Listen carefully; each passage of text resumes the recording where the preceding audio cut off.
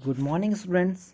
आज हम कक्षा 10वीं के सामाजिक विज्ञान के अध्याय 7 1857 का प्रथम स्वतंत्रता संग्राम को देखेंगे।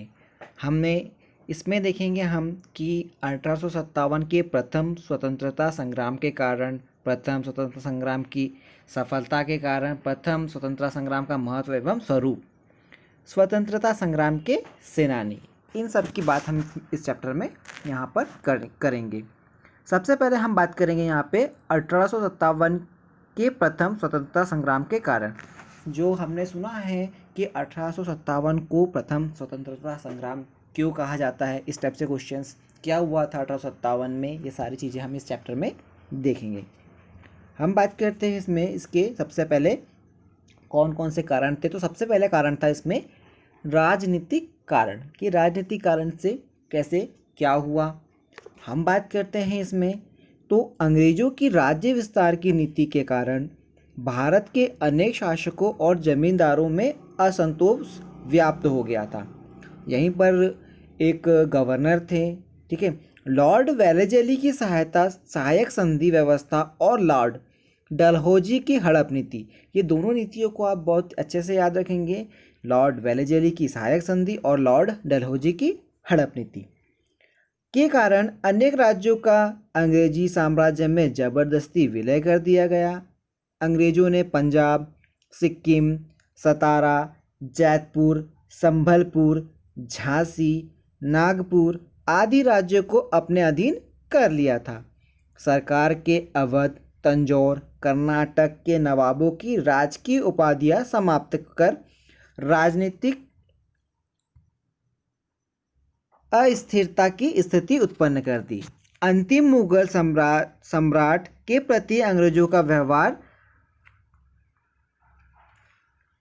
व्यवहार अनादरपूर्ण होता चला गया। इस परिस्थितियों में शासक परिवारों में घबराहट फैल गई थी। अंग्रेजों ने जिन राज्यों पर कब्जा किया वहां के सैनिक, कारीगर तथा अन्य व्यवसायों से जुड़े लोग भी प्रभावित हुए। अंग्रेजों ने अनेक सरदारों और जमींदारों से उनकी ज़मीन छीन ली। उनके कारण इन जमींदारों में कार्यरत व्यक्ति बेरोजगार हो गए। इसके बाद हम बात करेंगे भारतीय भाषा, संस्कृति एवं परंपराओं का आघात, कि किस तरह से भारतीय हमारी जो परंपरा है उसको आघात पहुंचा था। हम बात करते हैं यहाँ पर लॉर्ड मैकाले की शिक्षा नीति, ये अंडरलाइन करेंगे आप इसको कि कौन ने दी थी शिक्षा नीति। तो हम बात करेंगे लॉर्ड मैकाले की शिक्षा नीति भारतीय शिक्षा पद्धति एवं संस्कृति पर आक्रमण था। वह पूर्वाग्रहों से प्रेरित था और देशी भाषाओं में शिक्षा दिए जाने का विरोधी था। मैकाले अंग्रेजों को सबसे उच्च नस्ल एवं अंग्रेजी भाषा को सर्वोत्तम मानता था और इसलिए उसने अंग्रेजी भाषा और पश्चात ज्ञान विज्ञान अध्ययन को प्रोत्साहित किया। परंतु इस समय मैकाले का उद्देश्य अंग्रेजी शिक्षा का ज्ञान देकर ब्रिटिश राज्यों के हितों की रक्षा करना था और ऐसे व्यक्ति तैयार करना था जो अंग्रेजों को शासन में मदद कर सके। मैकाले प्रजातंत्रीय अहंकार से परिपूर्ण था। इसका उदाहरण यह है कि इसकी अनुशंसा पर सरकार ने प्राच्य भाषाओं की पुस्तकों के मुद्रक और अनुवाद पर प्रतिबंध लगा दिया। ठीक है, ये सारी चीज़ें इनमें हुई थी। अब बात करते हैं हम इसके बाद में, लॉर्ड मैकाले की शिक्षा नीति हो गई थी। अब हम बात करेंगे यहाँ पर आर्थिक कारण, ठीक है, कि इसके कौन कौन से आर्थिक कारण हैं।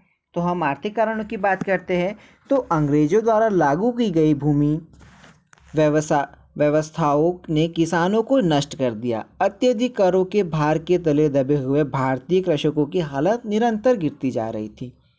परिणाम स्वरूप यह हुआ कि कृषक साहूकारों के चंगुल में फंसकर कर्जदार हो गए। सरकार ने इंग्लैंड में तैयार माल की खपत भारत में बढ़ाने के लिए भारत के करवा और हस्तशिल्प कुटीर उद्योग को बर्बाद कर दिया। ठीक है, आज के चैप्टर में हम इतना ही देखेंगे। इसके आगे का चैप्टर में, इसके आगे के पार्ट्स को हम अगली क्लास में देखेंगे।